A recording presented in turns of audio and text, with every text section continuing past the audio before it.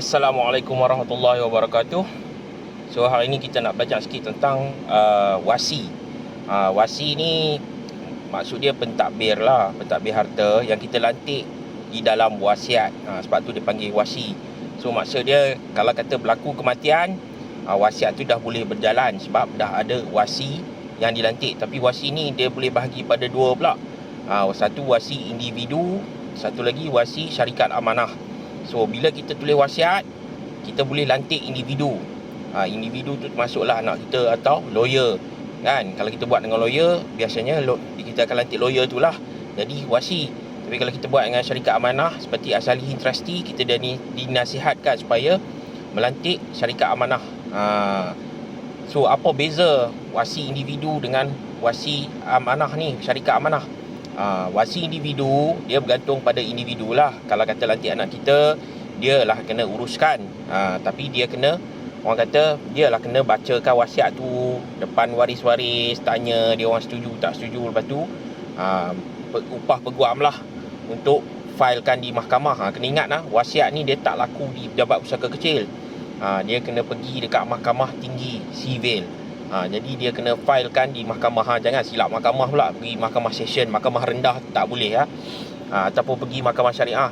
Tapi nak sebelum pergi ke mahkamah tinggi sivil, dia kena pergi dapatkan sijil faraid dulu. Sijil faraid ni sebab nak pastikan siapa waris-waris faraid dia. Selepas dia tanya, selepas semua orang setuju, tak setuju pun dia boleh jalankan juga. Kalau tak setuju, buat faraid. Kalau setuju, boleh jalankan semua arahan di dalam wasiat. So kalau kata tak setuju, maksud dia dia kena jalankan yang wajib sajalah. Sebab wasiat tu ada portion-portion dia wajib. Contoh dia kata nak bayar hutang, tu wajib.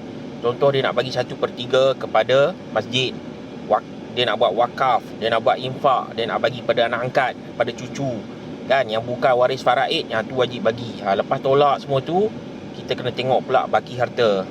Sebelum tu kalau kata dia ada buat hibah, kena selesaikan dulu hibah tu.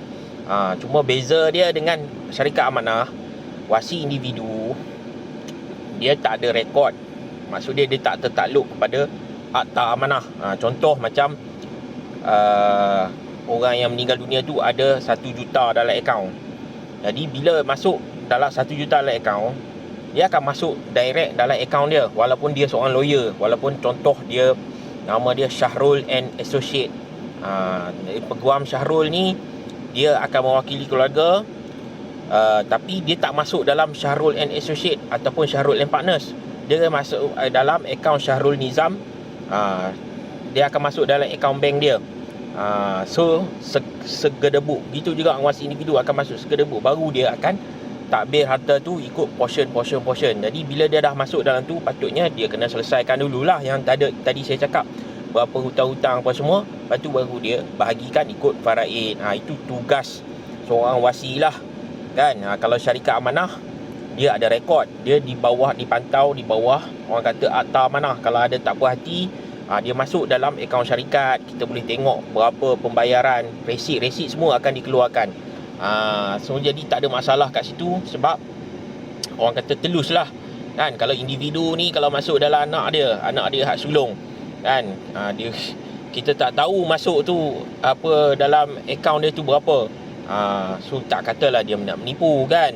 Sebab tu jadi pecah amanah tu bila dekat individu pecah amanah, dia tak boleh disabitkan kesalahan melalui akta amanah. Syarikat amanah boleh disabitkan kesalahan, tapi individu tak boleh. So kena buat report polis, kena pergi mahkamah bicara balik, minta dia keserahkan semula hak-hak yang dia dah ambil tu, kan. Sebab benda ni semua perlukan bukti. So tapi apa beza paling ketara ialah individu tu sendiri dia ada limit. Limit tu maksud dia boleh meninggal dunia, dia boleh tua, sakit tua, dia boleh orang kata pencen dah bersara, tak buat dah. Dulu dia lawyer, sekarang dia dah tak buat dah lawyer ni.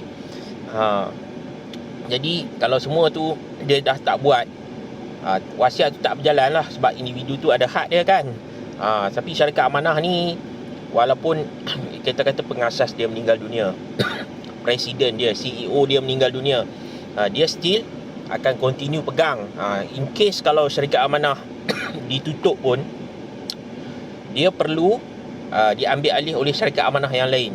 Itu syarat-syarat dia. Serupa macam kita kata takaful lah, MAA takaful kan, dulu ada, sekarang dah jadi Zurich takaful sebab Zurich dah ambil. Sama juga dengan FWD takaful, dulu HSBC amanah takaful, sekarang FWD takaful dah ambil alih. Jadi sebelum dia boleh tutup, sebab apa?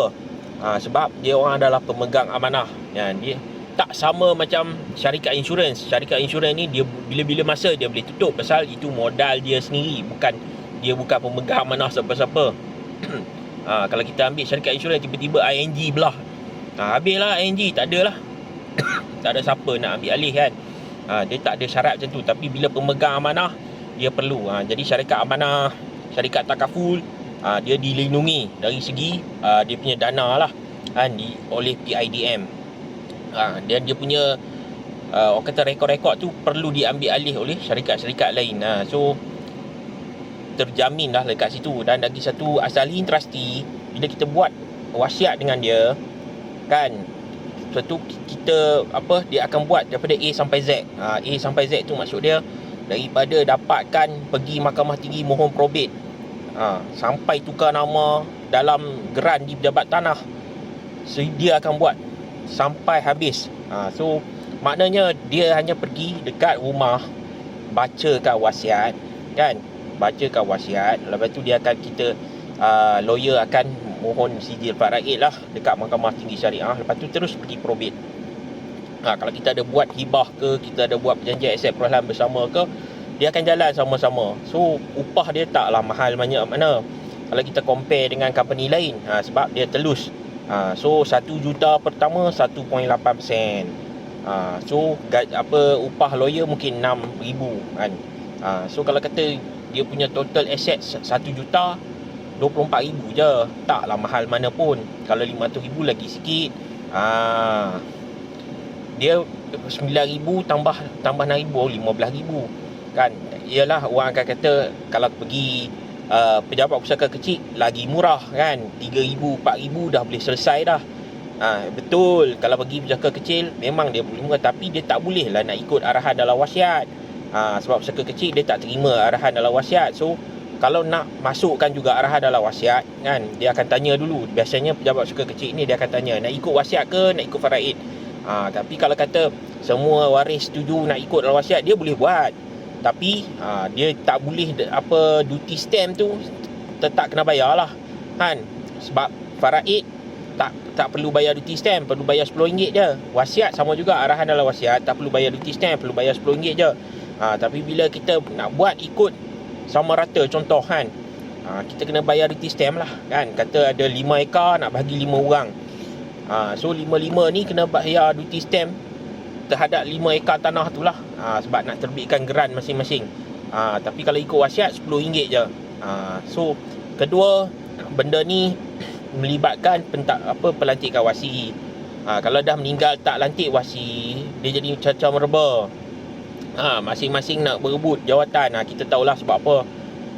Masing-masing dia nak jadi wasi kan, ataupun dah lantik wasi tak berjalan juga sebab masalah komitmen, masalah duit, tak ada masa kan, tak tahu kan. Jadi macam-macam. Jadi kita nak elakkan masalah-masalah ni. Macam kita katalah 70 bilion harta pusaka dah terbeku kan. Kita nak sama-sama orang kata menyumbang harta yang terbeku, terpulang lah. Tapi Allah dah bagi penyelesaian dalam Al-Quran. Tulislah wasiat sebelum kita meninggal dunia. Jadi kenapa kita nak pening-pening fikir kan? Tulislah dulu kan. Tentang soal orang kata upah, tentang soal mahal tu kemudian kan. Yang pastikan hak kita ni sebagai si mati ni, orang yang nak mati ni, hak kita tu tertunai dulu. Faraid tu memang sah dah, hak waris. Hak waris memang faraid dah kan. Yang kita nak pasti hak kita, hutang kita, mungkin ada kita nak buat sedekah, infak, wakaf, semua hak-hak kita tu mesti ditunaikan dulu. Yang tu kita nak. Jadi kita ambil alih. So kalau kata kita nak bagi kan pada waris faraid lah kan, buatlah orang kata hibah kan, buatlah PAPB kalau nak bagi pada isteri. Tu tak ada masalah lah dekat situ kan. Jadi yang kita nak tu, benda tu berjalan, bukan semua kita nak hibah kan, bukan semua 100% semua nak hibah, tak. Kita hanya hibah benda yang penting saja. Baki tu kita start buat faraid, jadi faraid tetap berjalan. Kita tak nak lah jadi macam apa, kita bukan nak merancang pusaka, kita nak merancang pusaka Islam. Islam tu kena ada. Faraid tu tetap wajib buat, tapi pada masa yang sama kita pastikan hak-hak, contohnya nak bagi juga rumah ni pada isteri. Pastikan isteri tu boleh tinggal dalam rumah. Buat je lah, tak ada masalah. Tapi janganlah sampai semua tak nak bagi dekat waris faraid kan. So kena reasonable kan. Ada sebab Tuhan turunkan ayat wasiat kan, lepas tu Tuhan turunkan ayat faraid. Kerana apa? Kerana perlunya kita sebagai umat Islam untuk merancang. Ni tujuan wasi tu dah jelas dah dalam wasiat. Dari segi undang-undang dah boleh terpakai, dari segi Islam pun wasi tu kena amanah. Jadi lantiklah Salihin Trustee yang akan menguruskan hak-hak kita. Hak-hak waris pun terbela lah, sebab Islam ni dia melindungi semua. Okey, Islam itu syumul. Okey, kita belajar takat ni, esok kita buat lagi video ya. Assalamualaikum warahmatullahi wabarakatuh.